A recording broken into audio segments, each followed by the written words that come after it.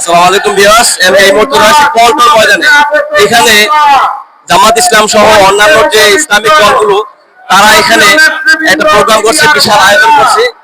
11ই November এখানে এসেছি আমি, এক ভাইকে আমি এখানে সাক্ষাৎ করে বসে গেছি, কি বলছে, কেন সেখানে আসলো। আসসালামু আলাইকুম। আলহামদুলিল্লাহ, কেমন আছেন? আলহামদুলিল্লাহ আমরা ভালো আছি।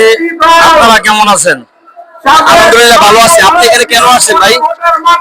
আমরা এখানে আসছি, আমরা অবশ্যই এবার ইসলামিক শাসন ব্যবস্থা এই দেশে প্রতিষ্ঠিত করার জন্য জামাত ইসলাম, ইসলামী আন্দোলন, যত মুসলিম দল এবং যত লোকজন আমাদের এই দেশে আছে ইসলাম প্রিয়, সকলে একসঙ্গে আমরা জনসমর্থনের মাধ্যমে ইসলামী সমাজ গঠনের লক্ষ্যে বাস্তবায়নের উদ্দেশ্যে আমরা এই ঢাকা আজকে সমাবেশে উপস্থিত হয়েছি ইনশাল্লাহ।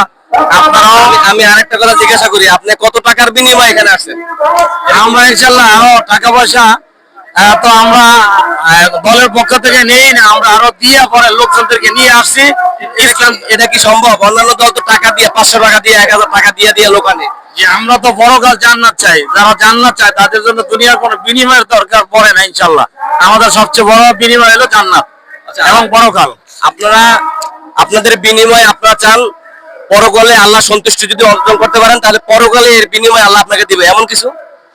হ্যাঁ, পরকালে আমাদেরকে দিবে, আমরা জান্নাত পাবো। দুনিয়ার ভিতরে জান্নাতি পরিবেশ তৈরি হবে, মানুষ জুলুম নির্যাতন থেকে বাঁচতে পারবে, নারীরা তাদের ইজ্জত নিয়ে সমাজে বসবাস করতে পারবে। আমরা যারা মুসলিম আছি, যারা পরকাল ভয় করে, আমাদের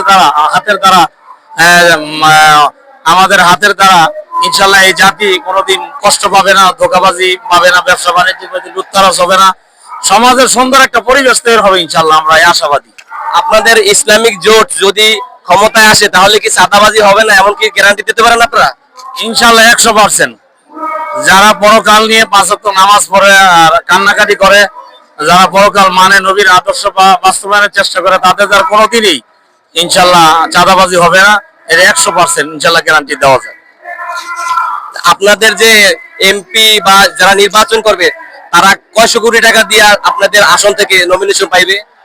ইনশাল্লাহ আমরা তো জানি যে ইসলামী আন্দোলন বা জামাত বা অন্য ইসলামিক দলগুলির নমিনেশন ক্রয় করতে 1 টাকাও লাগে না, বরঞ্চ আমরা একদম দিনদার দেখে তাদেরকে আমরা টাকা ছাড়া শুধু দিন এবং ধর্ম, সমাজ, রাষ্ট্র পরিচালনার যোগ্যতা তার ভিতরে থাকলেই তাদেরকে ইনশাল্লাহ যোগ্য অনুসারে আমরা নমিনেশন দিয়ে দিই। এটা আমি জানি ইসলামী আন্দোলন সম্পর্কে। টাকা ছাড়া নমিনেশন দিলে আপনাদের দলের লাভটা কি? তাই একটা ব্যক্তি টাকা ছাড়া আপনি তাদেরকে নমিনেশন দিয়ে দেবেন? আমরা এই লাভটা আমরা আগেও বলছি যে আমাদের লাভ হলো সবচেয়ে বড় যে নীতি ধারক আমরা যাকে যেই আসনে নির্বাচন করতে দিচ্ছি, সে মূলত সমাজ গড়ার উদ্দেশ্যে কাজ করতেছে। সেও তার টাকা দিয়া, সময় দিয়া এই রাষ্ট্র, সমাজ, এলাকা, জনমানুষের মন পরকালমুখী করার জন্য চেষ্টা করতেছে। অতএব তার কাছ থেকে আমরা কেন নমিনেশন ক্রয় করবে বা দলের থেকে নিবে, এটা তো হতে পারে না।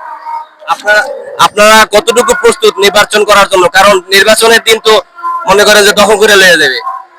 আমরা ইনশাল্লাহ আমার ইউনিয়ন 5 দলাতে আমরা কয়েকটা ওয়ার্ডে ইনশাল্লাহ 200 করে লোক রাখছি। ইনশাল্লাহ এক এক লোকের কাছে আলহামদুলিল্লাহ তারা মোটামুটি সব দিক থেকে বিচক্ষণ থাকবে। কোন ধরনের দাঙ্গামা হাঙ্গামা জোর জুলুম করলে ইনশাল্লাহ এইবার তাদেরকে ছাড় দেওয়া হবে না, কোনোভাবে ছাড় দেওয়া হবে না ইনশাল্লাহ। ইসলামে কি এরকম কথা নাই যে আপনি মারবেন, মারলে আপনার মায়ের খাইবেন, পরকালে আল্লাহ আপনার পাঠিয়ে দেবে, এরকম কিছু আছে? তাহলে তো মায়ের খাইতে হবে না, আমরা ইনশাল্লাহ তাদেরকে মারবো না, তবে তারা মায়ের পরিবেশ করলে তাদেরকে ছাড়া হবে না, তাদেরকে প্রতিহত করা হবে, যেটা নবী সাল্লাল্লাহু আলাইহি ওয়াসাল্লাম বিভিন্ন জিহাদের মধ্যে নবীজি তাদেরকে সুন্দর উপদেশ দিয়েছে। আমরা তাদেরকে উপদেশ দিব, যদি আমাদের শরীরে তারা আঘাত করে তাহলে আমরা ওই আঘাত থেকে বাঁচার জন্য আমরা তাদেরকে প্রতিহত করার চেষ্টা করব, যাতে আমাদের শরীরে আঘাত না আসে। এবার আমি বুঝতে পেরেছি কথা। যখন আপনাকে আঘাত করবে আপনারা ফিডব্যাক করবেন, কিন্তু প্রথম আপনারা কোনো আক্রমণ করবেন না, এমন কিছু? আমরা যদি কিনা এরকম আক্রান্ত হই আমরা, তখন এটাকে আমরা প্রতিহত করার চেষ্টা করবো ইনশাআল্লাহ। আচ্ছা, নিজে থেকে কখনো প্রথম আপনারা আক্রমণ করবেন না? না, আমরা উপরের দিকে কখনোই আমরা অগ্রিমভাবে আক্রমণ করবো। আচ্ছা হুজুর, এই মত কি আপনারা যদি কেউ আঘাত করে আঘাতের প্রতিহত করা কি জায়েজ আছে? আঘাতের প্রতিহত করা জায়েজ আছে। প্রথমে না, প্রথম হলো তাকে ঘৃণা করো, তাকে বুঝাও। আমি এখানে বিষয়টা হচ্ছে কি, নির্বাচনের দিন দখল করতে গেল, প্রতিপক্ষ যেগুলো এক্স ওয়াই জেড, তখন তো আপনারা যদি স্টিল থাকেন, তখন কি এই শুধু চাইছে দেখবেন? আপনাদের যদি আঘাত করে, আপনার আমাদের আঘাত করলে প্রতি আঘাত করবো, আঘাত করার পরে ফিডব্যাক করবেন। হ্যাঁ আঘাত করার পরে, নাহলে আমাদের তো কোনো কেউ একটা আঘাত করার মতো কোনো পারমিশন নাই। প্রথম কি আঘাত করা জায়েজ নাই? ইসলাম হচ্ছে শান্তি। নবী করিম সাল্লাল্লাহু আলাইহি সাল্লাম কখনো আঘাত করেন নাই, আঘাত প্রাপ্ত হয়েছেন, প্রতিহত করেছেন। মুসলমানরা কখনো আগে আঘাত করে না, যখন আঘাত করার জন্য আসে তখন প্রতিহত করে। তাই বাংলাদেশ জামাত ইসলামী সহ ইসলামী আন্দোলন সহ 8 দলের যারা ইসলাম মানে, তারা প্রতিজ্ঞাবদ্ধ যে প্রতিটা কেন্দ্রে আমরা একটা করে বাঁশের লাঠি নিয়ে যাব। যদি কেউ আমাদের ইলেকশনে যদি কেউ বাধা দিতে আসে, তাহলে আমরা প্রতিহত করব। সকাল থেকে আমরা ডিক্লার না হওয়া পর্যন্ত আমরা ভোট কেন্দ্রে আমরা পাহারা দেব ইনশাআল্লাহ। কারণ জাতি 54 বছর জালিমদের হাতে, চোরদের হাতে দেশকে ইজারা দিয়েছিল, কিন্তু 24শে জুলাই যখন 2024-এ যখন দ্বিতীয়বার স্বাধীনতা অর্জন করছে, তখন এই দেশের মানুষ যারা জুলুমবাজ, চোর, বাটপার, দেশের সম্পদ বাহিরে নিয়ে প্রচার করেছে, তাদেরকে আর ছাড় দেওয়া হবে না। আজকের এই সমাবেশ জুলুমের বিরুদ্ধে, মুসলিমের পক্ষে। আজকের সমাবেশ ভারতের আধিপত্যবাদের বিরুদ্ধে। এখানে আমি একটা কথা যোগ করতে চাই, আপনারা যারা ইসলামের পক্ষে আছেন, আপনারা তো পরকালকে বেশি বিশ্বাস করেন, তাহলে দুনিয়া ছাইড়া দেন। রব্বানা আতিনা ফিদ দুনিয়া হাসানাতাও ওয়া ফিল আখিরাতি হাসানা।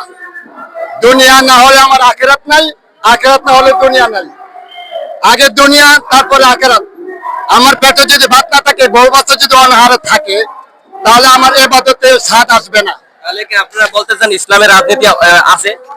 কোরআনের রাজনীতি আছে? আপনারা জানেন নবী করিম সাল্লাল্লাহু আলাইহি সাল্লামের পিছনে 5 ওয়াক্ত জামাতে নামাজ পড়ছে, কিন্তু মুসলমান হতে পারে নাই। কারণ লাকাদ কানা লাকুম ফি রাসূলিল্লাহি উসওয়াতুন হাসানাহ। মানবতার মহান মুক্তিদূত বিশ্বনবী জনাবে মুহাম্মদুর রাসূলুল্লাহ সাল্লাল্লাহু আলাইহি ওয়াসাল্লাম হচ্ছেন আমাদের আদর্শ। মুহাম্মদ সাল্লাল্লাহু আলাইহি ওয়াসাল্লাম, আবু জেহেল বলছে যে মুহাম্মদ তুমি কি রাষ্ট্রপ্রধান হতে চাও, তোমাকে রাষ্ট্রপ্রধান করব। তুমি কি বিশ্ব সুন্দরী চাও, তোমাকে বিশ্ব সুন্দরী দান করব। কিন্তু নবী করিম সাল্লাল্লাহু আলাইহি ওয়াসাল্লাম সেটা মানেন নাই। কি করছেন? আগে সাহাবাদেরকে তৈরি করছেন, সাহাবাদেরকে তৈরি করে ইসলামের অনুশাসন এগুলো মানছে, তারপর ইসলাম কায়েম হয়েছে। তাহলে আপনারা বলতেছেন আপনারা কর্মী গঠন করে স্বচ্ছভাবে, সৎভাবে এবং ভোটের মাধ্যমে আপনারা ক্ষমতা গ্রহণ করতে চান? যে ইনশাআল্লাহ। প্রিয় দর্শক, আপনাদের সামনে বাস্তবতা তুলে ধরলাম। আমার সাথে থাকবে, সাথে থাকতে থাকতে ভালো লাগবে, আর ভালো লাগা থেকে ভালোবাসা সৃষ্টি হয়ে যাবে। ধন্যবাদ আমাদের চ্যানেলের পক্ষ থেকে।